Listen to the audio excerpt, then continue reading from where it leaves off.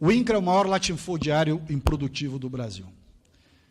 A pretexto da reforma agrária, sustenta a indústria de invasões de terras em todo o país. O MST e demais siglas em nada se diferenciam, senão pelas suas divergências políticas. Invasão de propriedade é apenas a ponta do iceberg. Diversos outros crimes graves são praticados contra os produtores rurais, enquanto dentro das facções os crimes mais graves recaem sobre os próprios integrantes. Lideranças e militantes abusam e prosperam à custa dos liderados. Evidente trabalho escravo nos acampamentos e assentamentos.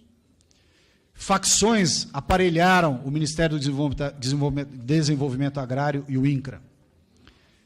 Práticas condenadas no passado estão voltando com força nesse governo. Cooperativas e associações são usadas como entidade de fachada. Programas governamentais, como o PRONAF, o PAA, PRONERA, alimentam o sistema. A estreita ligação da Farc, Cuba, China, Venezuela e outros com esses movimentos. A Bahia é o caso mais grave pela conivência do governo local. Lideranças não querem que assentados sejam titulados. A titulação definitiva representa, ou representaria, a liberdade e emancipação dos integrantes. A reforma agrária se mostrou anacrônica, cara e ineficiente. A intensa doutrinação ideológica marxista sobre adultos e crianças. E não há preocupação em ensinar as crianças a produzir. A atividade agropecuária se tornou um dos setores mais pujantes da nossa economia, gerando desenvolvimento, emprego, renda, recursos e divisas para a sociedade brasileira, ao mesmo tempo em que preserva o meio ambiente e ajuda a alimentar o Brasil e o resto do planeta. Tudo isso é colocado em xeque quando grupos se reúnem para invadir e praticar uma série de outros crimes, sob o falso argumento de que, com isso, estariam promovendo a por eles almejada reforma agrária. Não se trata de lhes negar o direito de pleitear lotes dentro do programa de reforma agrária, ou mesmo de exercer pressão sobre o governo para que eventualmente agilize tais ações. Pois desde que feito dentro da lei, esse pleito deve ser visto como uma das inúmeras e legítimas postulações de uma sociedade democrática e plural. Ocorre que a teoria parece passar muito longe das práticas encontradas por essa CPI ao investigar crimes cometidos em meio às invasões de terras e a pretexto de fazer avançar a reforma agrária no Brasil. Crimes graves têm sido cometidos, não apenas contra os produtores rurais, mas também contra os mais humildes integrantes desses grupos e movimentos de luta pela terra. Tais grupos, ao adotarem práticas ilegais e abusivas, muito mais se assemelham às facções criminosas do tráfico de drogas, constituindo verdadeiras facções sem terra. Seus métodos, terminologias e estratégias muito se parecem com as do crime organizado.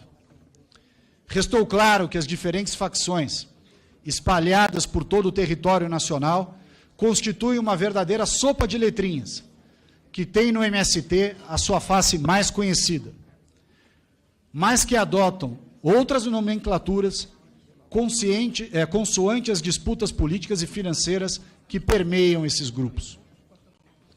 Entre os diversos aspectos comuns entre as diversas facções, o mais claro e evidente é a disparidade de qualidade de vida e de prosperidade existente entre a elite dos líderes e militantes e a miséria dos seus liderados. Por outro lado, o argumento que não se fez a reforma agrária no país não se sustenta.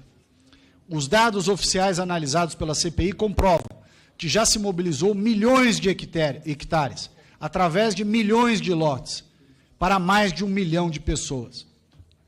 Cifras astronômicas que atingem a casa das centenas de bilhões de reais já foram dispendidas entre recursos financeiros e terras utilizadas, sem que isso tenha gerado benefícios propagados por aqueles que defendem a reforma agrária no Brasil. Governo e integrantes desses movimentos precisam observar e cumprir a Constituição e as leis. Não há justificativa moral, social, econômica para tamanho caos instalado no campo, em virtude das invasões de propriedade e seus crimes correlatos.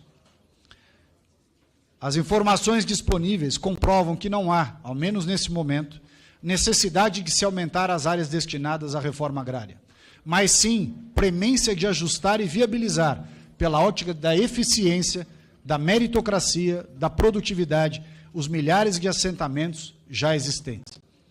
Enquanto o tema do acesso à terra servir de bandeira política para a manifestação dos mais humildes, para a manipulação dos mais humildes, e de plataforma para a eleição e enriquecimento dos líderes, o problema não será resolvido. É preciso dar título de propriedade, treinamento, recursos adequados para que os atuais assentados possam progredir e se libertar do jugo das lideranças e militantes. Enquanto isso, cabe ao poder público garantir, em todo o território nacional, o cumprimento das leis e da Constituição, com a devida proteção do direito de propriedade e da integridade das pessoas.